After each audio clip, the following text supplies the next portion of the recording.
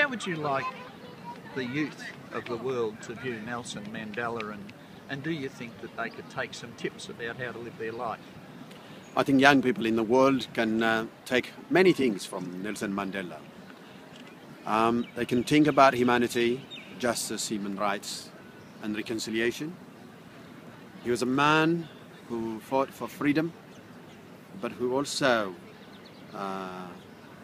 was great enough to think about reconciliation and peace. And they are the sort of things that young people could take and practice them on a daily basis. In simple terms, he's a very caring person, wasn't he? He was a very caring person. He was caring about the community in which he lives. He was caring about the world. He cared about justice. He cared about freedom. But he did that in a way that doesn't alienate a group of people. He was about reconciliation. He was giving love to those people who have put him in prison for 27 years. None of us could do that. And that are the sort of things that young people could actually take. He really was a giant on the world stage. He was really a giant, wasn't he? And he was a great statesman. And he was the moral conscience of the world.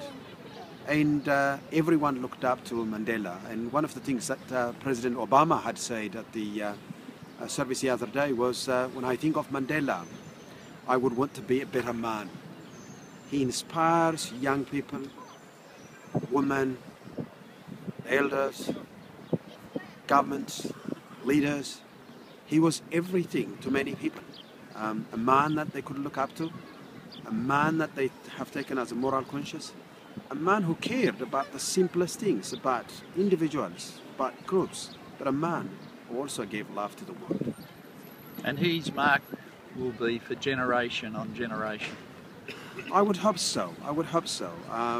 I know many young people that I know have stated to me it is a huge loss. We didn't know about Mandela, but we heard and we read about him.